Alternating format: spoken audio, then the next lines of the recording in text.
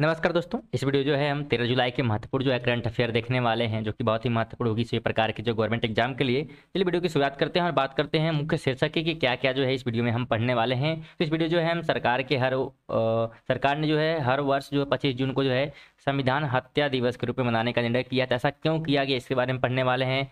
साथ में सेकंड हम लोग पढ़ेंगे कि भारत की जो है खुदरा मुद्रा स्फीति जून 2024 में जो है बढ़कर 5.1% से 5.08 हो गई है, जो कि पिछले महीने जो है 4.75% थी। तो ये क्या है इसको हम लोग समझेंगे। साथ में जो है नीति आयोग के एसडीजी इंडिया इंडेक्स 2023-24 जारी किया है, तो इसमें क्या क्या चीज़ें आई हैं निकल के उसको हम देखने वाले हैं।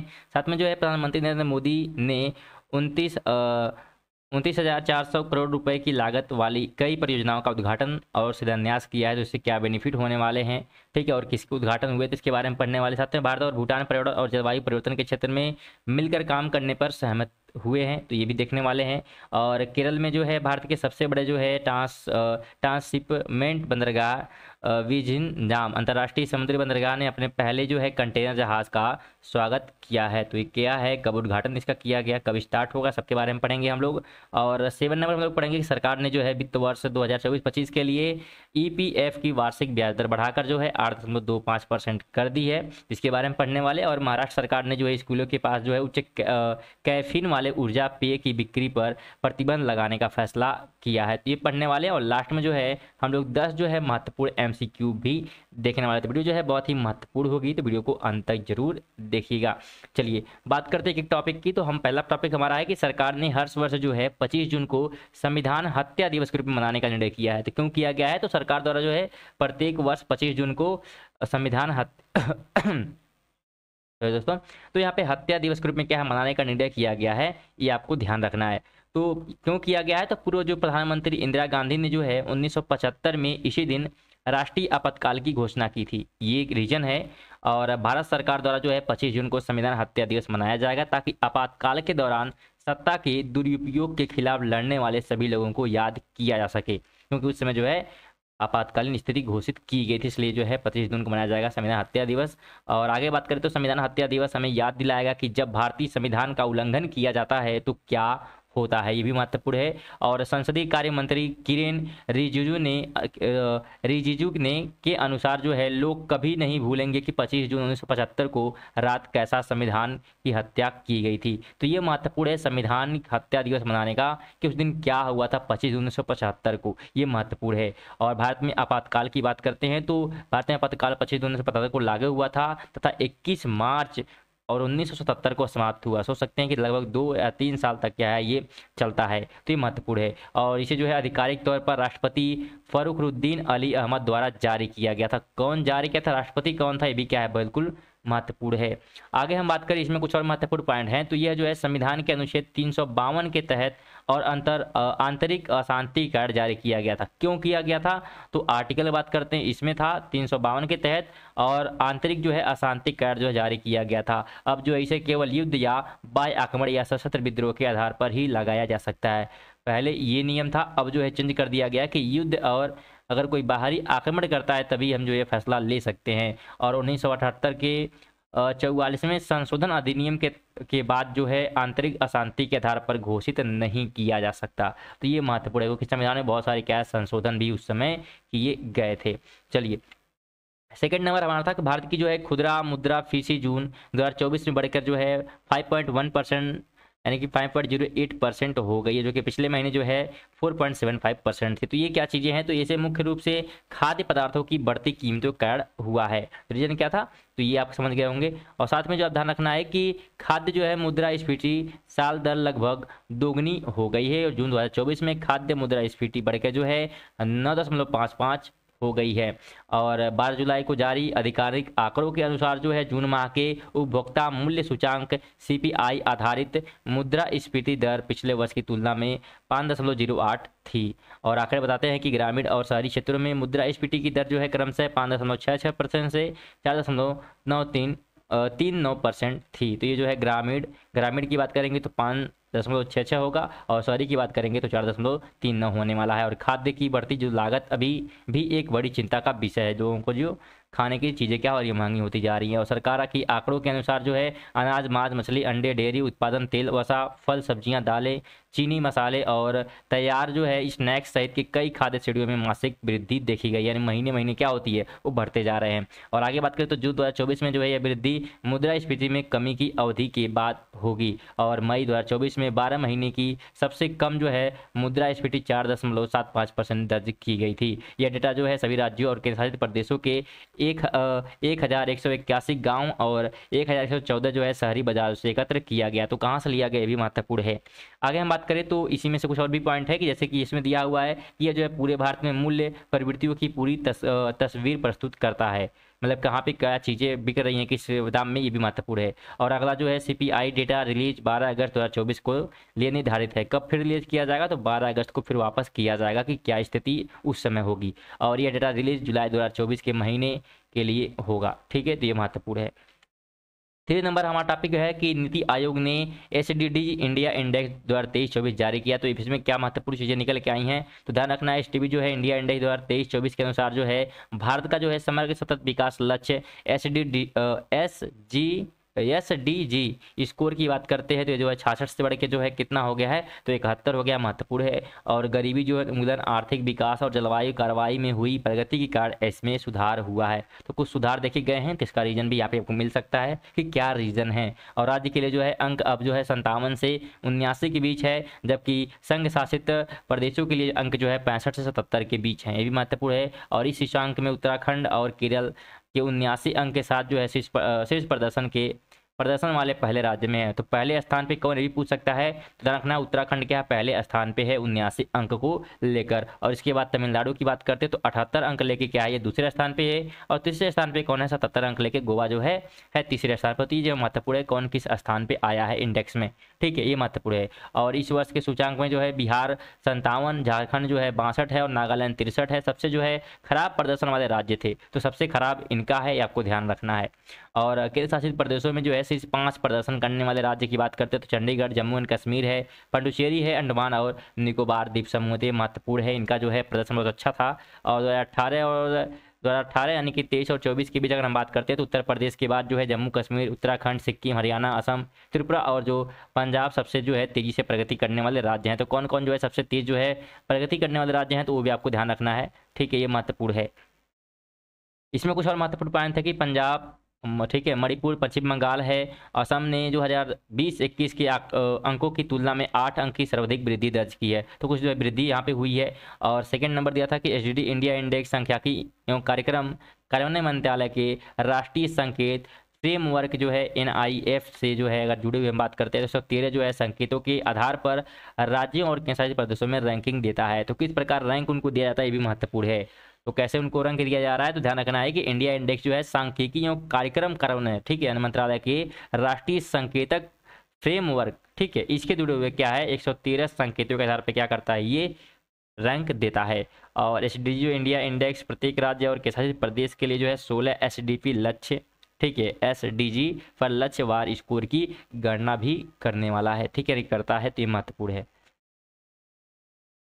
स्कोर की बात करते हैं तो प्रधानमंत्री नरेंद्र मोदी ने जो है मुंबई में 29,400 जो है करोड़ रुपए के लागत से जो है करीब परियोजनाओं की जो है शिलान्यास किया है। तो क्या क्या है, तो प्रधानमंत्री ने मुंबई में जो है नेस्को प्रदर्शनी केंद्र में 29,000 जो है 400 करोड़ रुपए की परियोजना का उद्घाटन और शिलान्यास किया है। साथ में ध्यान रखना है कि वह जो है 16,600 करोड़ रुपए की लागत वाली ठाड़े जो है बोरीवली सुरंग परियोजना की भी आधारशिला रखने वाले हैं, ये भी महत्वपूर्ण है। और ठाड़े और बोरीवली के बीच यह जो है जुड़वा ट्यूब सुरंग संजय गांधी राष्ट्रीय उद्यान के नीचे से गुजरेगा, तो वहाँ से गुजरने वाले भी महत्वपूर्ण है।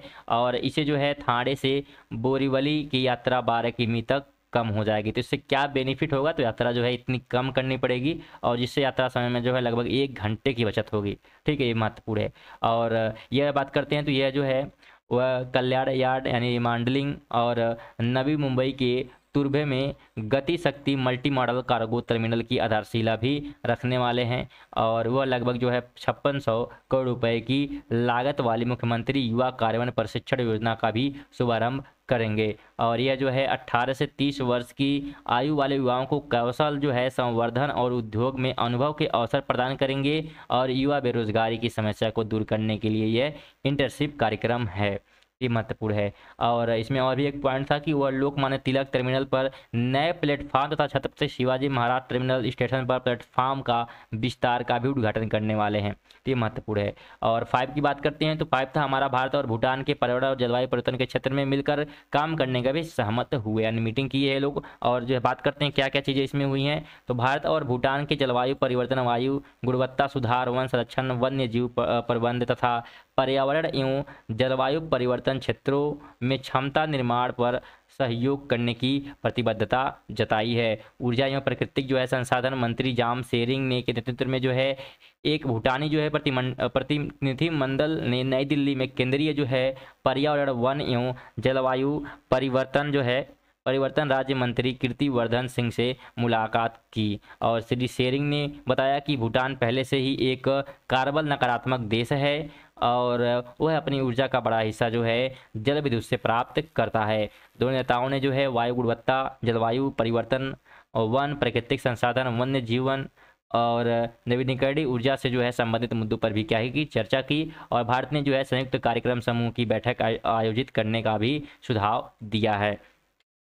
6 नंबर पॉइंट की बात करते हैं तो केरल में जो है भारत के सबसे बड़े जो है ट्रांसशिपमेंट बंदरगाह विझिंजाम अंतर्राष्ट्रीय समुद्री बंदरगाह ने अपनी जो है पहले जो है कंटेनर को जहाज का स्वागत किया है। बात करते हैं इसके बारे में तो सैन्य जो है फर्नांडो नामक विशाल जो है मालवाहक जहाज चीन से विझिंजाम अंतर्राष्ट्रीय समुद्री बंदरगाह पहुंचा है। तो कहां से कहां पहुंचा ये महत्वपूर्ण है। और भारत के सबसे जो है बड़े ट्रांसशिपमेंट बंदरगाह ने 4 टंगों से जल सलामी के साथ जो है जहाज आगमन का स्वागत भी किया गया है। और यह जहाज जो है चीन के जियोमेन बंदरगाह से आया है और इसका जो है स्वामित्व प्रसिद्ध शिपिंग जो है कॉरपोरेशन मेरसक के पास है। और इसकी क्षमता बात करते हैं तो 8000 से लेके 9000 जो है TEU यानी हम बात करते हैं कितना उस पर सामान जा सकता है, ये महत्वपूर्ण है।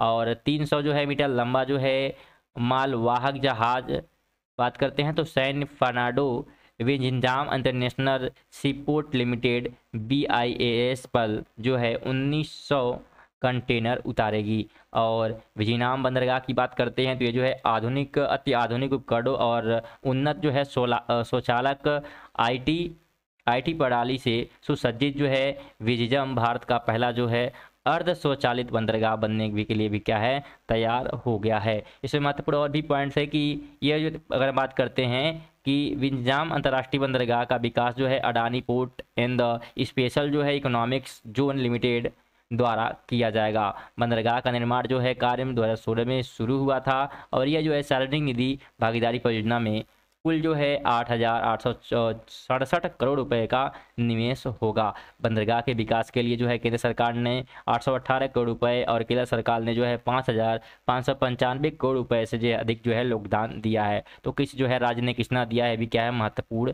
होने वाला है। और इसके सितंबर या अक्टूबर में 2024 में जो है पूरी तरह चालू होने की उम्मीद है। तो चालू कब होगा ये भी क्या है महत्वपूर्ण ध्यान रखना है।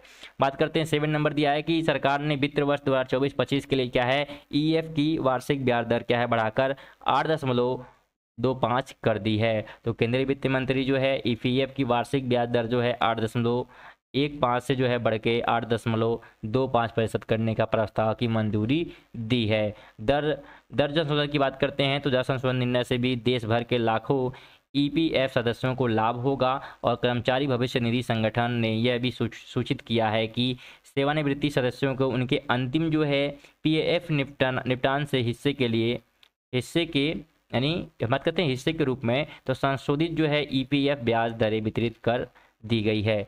EPS सदस्यों के लिए जो है ब्याज दर तिमाही घोषित नहीं की जा सकती है, ये महत्वपूर्ण है।